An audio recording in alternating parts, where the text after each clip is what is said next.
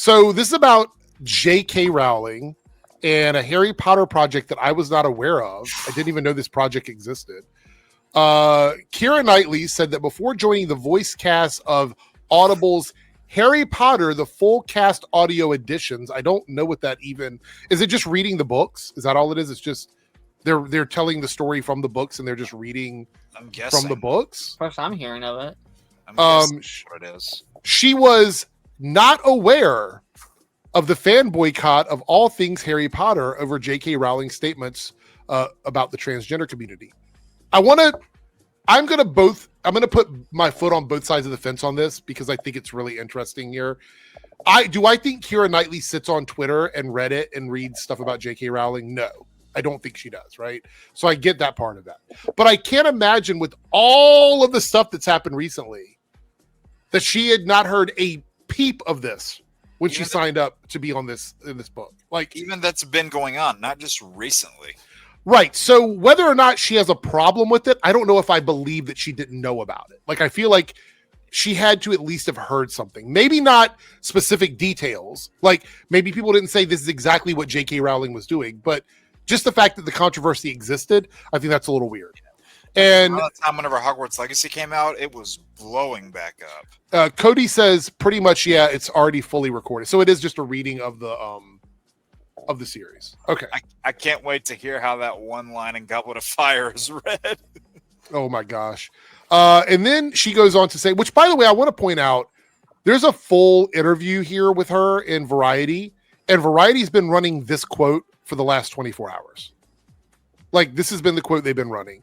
They know what they're doing. They know what they're doing. And we're here talking about it because they know what they're doing.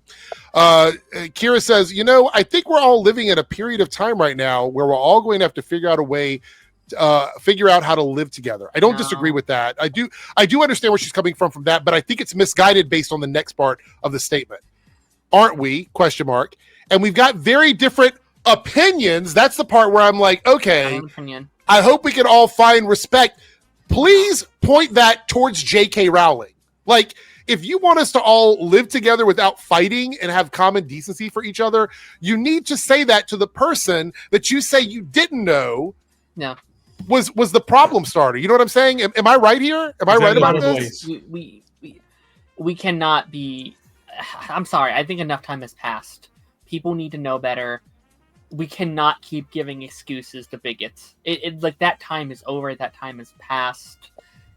I think people have been giving enough chances, and I think we are giving them more respect and more honor than they deserve. Every time I do this, I'm saying too little about it. You know what I mean?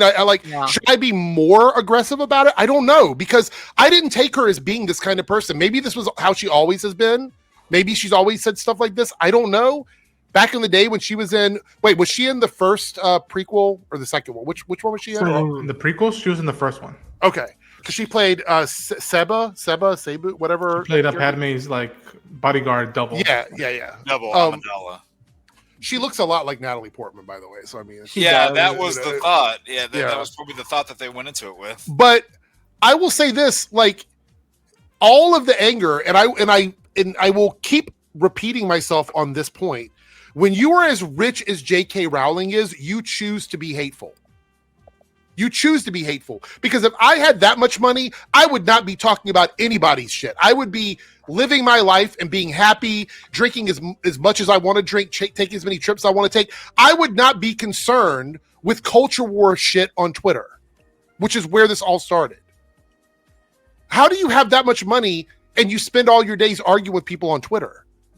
That's the weird thing. I look, and I'm not even a big Potter fan, but when I see those movies or the little I've read of those books, it's very much the anti thing of what she keeps on spewing about these past few years. So it's just it's are you subconsciously a left wing liberal or whatnot, or what's the deal with it? And I don't know, Keira Knightley. I don't know how much she's aware of the news or of social media or of stuff, when I would think, as someone who's been doing it for a while, when I join something, anything, big or small, I would do a modicum of research. Well, that's also what your agent and your publicist should be doing for you as well before you say yes to anything. And especially something as big as Harry Potter, which like I feel bad for the Potter fan base who don't think like J.K. because when we think of Harry Potter now, it's like the first thing of like, oh yeah, it's like it's the anti, the Star Wars, it's the anti Star Trek of it all right now with the creator, and it's just like.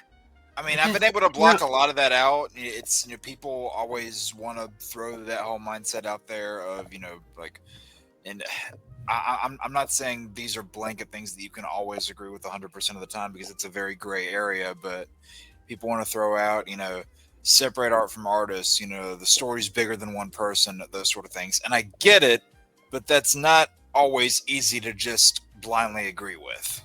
Yeah, I'm going to fire back on the idea that her agent should have warned her about this. Her agent's probably out to make money. I mean, if she didn't know about this, the Harry Potter franchise is a multi-million-dollar franchise. Her agent probably didn't want her to know about this. Her agent probably was like, sign. This is a lot of money. We'll make a payday. So then I would say fire your agent. That's like putting you in the line of fire because she would have never had this question if her agent would have prepped her for it. You know what I mean? And that's the other thing. This takes me back to a conversation we had a couple of weeks ago about Jimmy Fallon. When Jimmy Fallon made the comment about, I'm keeping my head down. I'm not going to, I got thinking about that after the fact. And I got thinking, what was the context in which this came out? And this with Keira Knightley, what is the context? Did she just volunteer this? Did a reporter stick a microphone in front of her face and go, hey, what do you think of this? Well, there was an interview about some upcoming stuff, but let me double check to see how I believe it's about her new movie for Netflix called The Cabin and something. It's a new Netflix movie. Because my thinking is some of these things are poorly worded. Like, I hope we can, I agree. That's a dumb comment. But if she wasn't expecting that question and she had like a second to think of it, sometimes you go back and you go, that's not what I would have said if I had really thought about it. Here's the whole thing. Let me highlight it here. In a recent interview with Decider, Keira Knightley said that prior to joining, this is literally what it says. It's just the quote. Okay. So I don't know what else was said here. That's what we just read. But then it goes here, backlash towards Rowling started in 2020. So it's just giving a backstory or whatever to what happened, which we already know. But it says here, no, that's Watson. So no, this is it. This is that's the whole quote. So because she was free for lunch or something. I don't know. When I think of scenarios like this, and this idea of like, well, let's just all get along. Like, let's separate our opinions and beliefs. Just on the sake of being friendly. Like, I always think of this analogy when it's like, all right, if you let a bunch of wolves into a den with sheep just because of let's all get along together, there aren't going to be many sheep left by the end of the night, right? Well, we are playing by rules that they are also not playing by. And I would love the idea that we could do this, but when you say the term, this is when I hear this word, it triggers me. I'll admit it's a trigger word for me. Yeah. Opinion. Yes. Human rights are not an opinion. Yes. Like, we're talking about like legitimate human rights shit. It's not an opinion. It doesn't borders and countries and rules and laws. I don't give a fuck about any of those if it's infringing on human rights. I don't care about that stuff. Yeah. Everyone should be able to live their lives, be happy, and not have to be oppressed because of XYZ. Yeah, if she was asked about like, what do you think about like joining the Harry Potter franchise now that there's under fire with J. King and whatnot, and like she's not aware of that, but knowing that like, oh yeah, J. King probably thinks of this and this and this and this. Yeah, something as simple, and again, I don't know how I would do it, but be like, I am a Harry Potter fan, but I don't agree with J.K.'s thoughts. Mm-hmm. And again, that's a way to be like, yo, I don't agree with what she says, but I still want to be part of the story. I also think it's really interesting, and Joe, this kind of circles back to sort of what you were saying, and then we're going to wrap this up. But I wonder if every time somebody's attached to anything even remotely connected to Harry Potter, if every interview is going to have this question in it now, moving forward. Marketing for that show is going to be a mess. It's going to be a disaster. Yeah. By the way, what's his name? Lithgow. He said the same thing. He said he wasn't aware of the controversy. Yeah. So I think that's believable. I think if you're not really tuned in, I absolutely think that individually they don't know about this stuff, but I also think it's a little sus that you haven't heard something in the industry about it, because I know for a fact in my business, I don't work at all the different nightclubs around here, but my friends that do work there, and I hear stuff about that from those other places, even if I'm not aware of them. I can't imagine being an actor in Hollywood and not hearing at all one smidgen about something as controversial as this. I just word of mouth goes around, and especially this, like Harry Potter is as British as it gets. You would think the Brits would be like, yo, what the fuck, the Wizarding World is fucked up right now. What the fuck are we gonna do? Yeah. It's like I will say,